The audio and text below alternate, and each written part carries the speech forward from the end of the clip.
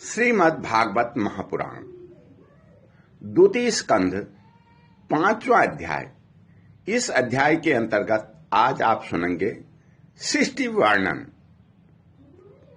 नारद जी ने पूछा, हे पिताजी, आप केवल मेरे ही नहीं सबके पिता, समस्त देवताओं से श्रेष्ठ और सृष्टिकर्ता हैं। आपको मेरा प्रणाम है। आप मुझे यह ज्ञान दीजिए जिससे आत्म तत्व का साक्षात्कार हो जाता है। पिताजी, इस संसार का क्या लक्षण है? इसका आधार क्या है? इसका निर्माण किसने किया है? इसका प्रलय किस में होता है? यह किसके अधीन है और वास्तव में यह है क्या वस्तु? आप इसका तत्व बतलाइए। आप तो यह सब कुछ जानते हैं, क्योंकि जो कुछ हुआ है, जो हो रहा है या होगा, उसके स्वामी आप ही हैं। यह सारा संसार हथेली पर रखे हुए आंवले के समान आपकी ज्ञान दृष्टि के अंतर्गत ही है। हे पिताजी, आपको यह ज्ञान कहां से मिला? आप किसके आधार पर ठहरे हुए हैं? आपका स्वामी कौन है और आपका स्वरूप क्या है? आप अकेले ही अपनी माया से पंचभूतों के द्वारा प्राणियों की सृष्टि कर लेते हैं। कितना अद्भुत है! जैसे मकड़ी अनायासी अपने मुंह से जाला निकालकर उसमें खेलने लगती है, वैसे ही आप अपनी शक्ति के आशय से जीवों को अपने में ही उत्पन्न करते हैं, और फिर भी आप में कोई विकार नहीं होता। जगत के नाम, रूप और गुणों से जो कुछ जाना जाता है, उसमें मैं ऐसी कोई सत, असत, उत्तम, मध्यम या अधम वस्तु नहीं देखता जो आपके सिवा और किसी से उत्पन्न हुई हो। इस प्रकार सबके ईश्वर होकर भी आपने एकाग्र चित्त से घोर तपस्या की। इस बात से मुझे मोह के साथ साथ बहुत बड़ी शंका भी हो रही है कि आपसे बड़ा भी कोई है क्या? पिताजी, आप सर्वज्ञ और सर्वेश्वर हैं। जो कुछ मैं पूछ रहा हूं वह सब आप कृपा करके मुझे इस प्रकार समझाइए कि जिससे मैं आपके उद्देश्य को ठीक ठीक समझ सकूं। ब्रह्मा जी ने कहा, बेटा नारद, तुमने जीवों के प्रति करुणा के भाव से भरकर यह बहुत ही सुंदर प्रश्न किया है, क्योंकि इससे भगवान के गुणों का वर्णन करने की प्रेरणा मुझे प्राप्त हुई है। तुमने मेरे विषय में जो कुछ कहा है, तुम्हारा यह कथन भी असत्य नहीं है, क्योंकि अब तक मुझसे परे का तत्व जो स्वयं भगवान ही हैं, जान नहीं लिया जाता। तब तक मेरा ऐसा ही प्रभाव प्रतीत होता है जैसे सूर्य, अग्नि, चंद्रमा, ग्रह, नक्षत्र और तारे इन्हीं के प्रकाश से प्रकाशित होकर जगत में प्रकाश फैलाते हैं, वैसे ही मैं भी उन्हीं स्वयं प्रकाश भगवान के चिन्मय प्रकाश से प्रकाशित होकर संसार को प्रकाशित कर रहा हूं। उन भगवान वासुदेव की मैं वंदना करता हूं और ध्यान भी, जिसकी दुर्जय माया से मोहित होकर लोग मुझे जगत गुरु कहते हैं। यह माया तो उनकी आंखों के सामने ठहरती ही नहीं, झेप कर दूर से ही भाग जाती है, परंतु संसार के अज्ञानी जन उन्हीं से मोहित होकर के मैं यह हूं, यह मेरा है, इस प्रकार बकते रहते हैं।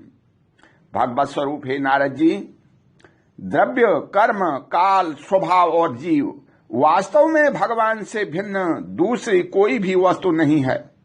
वेद नारायण के परायण हैं, देवता भी नारायण के ही अंगों में कल्पित हुए हैं, और समस्त यज्ञ भी नारायण की प्रसन्नता के लिए ही है, तथा उनसे जिन लोकों की प्राप्ति होती है वे भी नारायण में ही कल्पित हैं।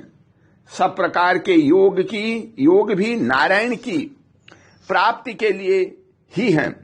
सारी तपस्याएं नारायण की ओर ही ले जाने वाली हैं। ज्ञान के द्वारा भी नारायण ही जाने जाते हैं। समस्त साध्य और साधनों का पर्यवसान भगवान नारायण में ही है। वे दृष्टा होने पर भी ईश्वर हैं, स्वामी हैं, निर्विकार होने पर भी सर्वस्वरूप हैं। उन्होंने ही मुझे बनाया है और उनकी दृष्टि से ही प्रेरित होकर के मैं उनके इच्छानुसार सृष्टि रचना करता हूं। भगवान माया के गुणों से रहित एवं अनंत हैं। सृष्टि, स्थिति और प्रलय के लिए रजोगुण, सत्वगुण और तमोगुण, ये तीन गुण माया के द्वारा उनमें स्वीकार किए गए हैं। ये ही तीनों गुण द्रव्य, ज्ञान और क्रिया का आश्रय लेकर मायातीत नित्य मुक्त पुरुष को ही माया में स्थिर होने पर कार्य, कारण और कर्तापन के अभिमान में बांध लेते हैं। हे नारद, इंद्रियातीत भगवान गुणों के इन तीन आवरणों में से अपने स्वरूप को भलीभांति ढक लेते हैं, इसलिए लोग उनको नहीं जान पाते। सारे संसार के और मेरे भी एकमात्र स्वामी वे ही हैं। मायापति भगवान ने एक से बहुत होने की इच्छा होने पर अपनी माया से अपने स्वरूप में स्वयं प्रातःकाल कर्म और स्वभाव को स्वीकार कर लिया है। भगवान की शक्ति से ही काल ने तीनों गुणों में मोक्ष उत्पन्न कर लिया।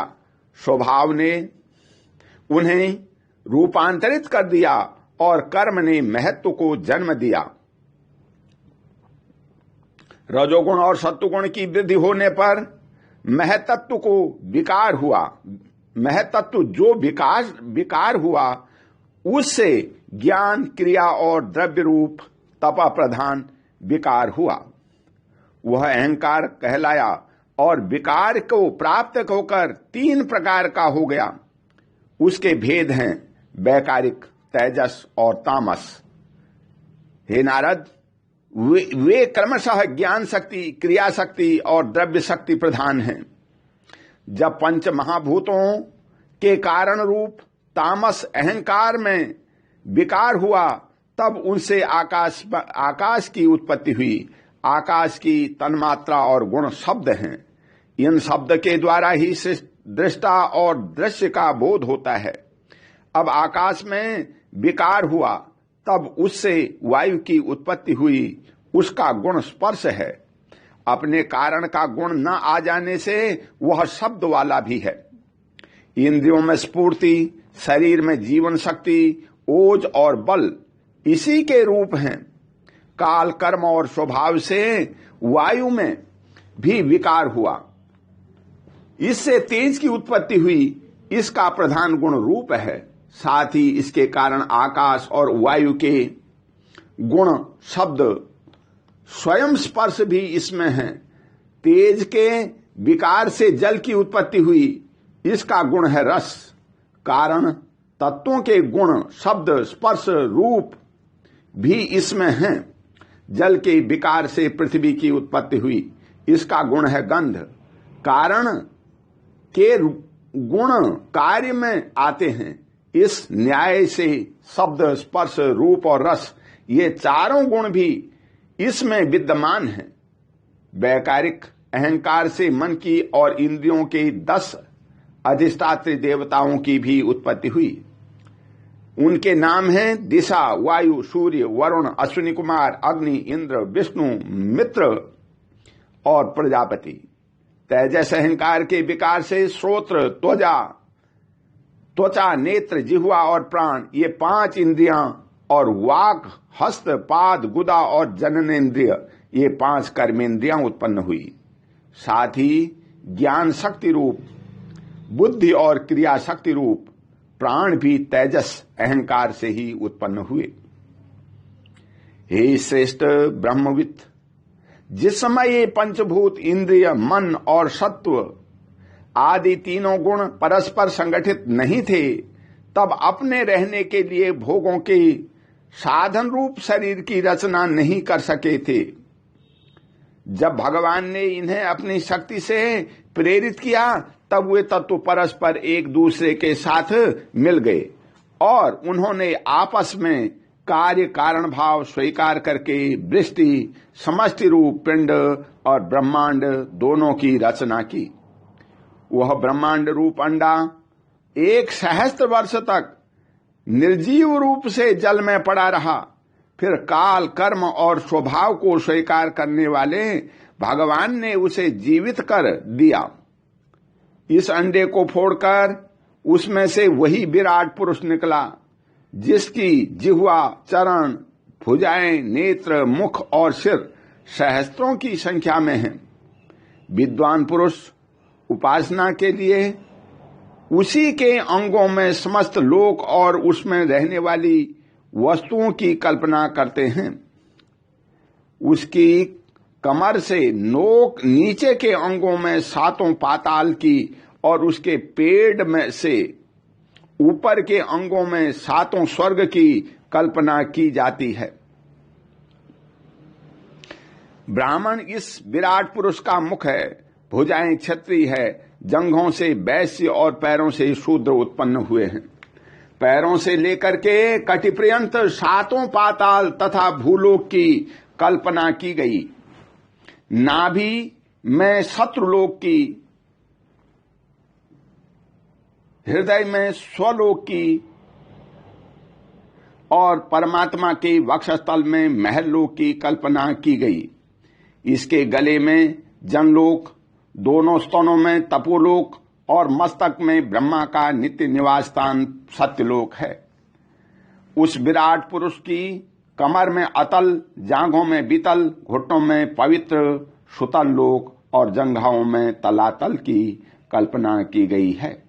एड़ी के ऊपर की गांठों में महातल, पंजे और एड़ियों में रसातल और तलुओं में पाताल समझना चाहिए। इस प्रकार विराट पुरुष सर्वलोकमय है। विराट भगवान के अंगों में इस प्रकार भी लोकों की कल्पना की जाती है कि उनके चरणों में पृथ्वी है, नाभि में भूलोक है और सिर में स्वलोक है। ओम शांति। बोल श्री कृष्ण भगवान की जय।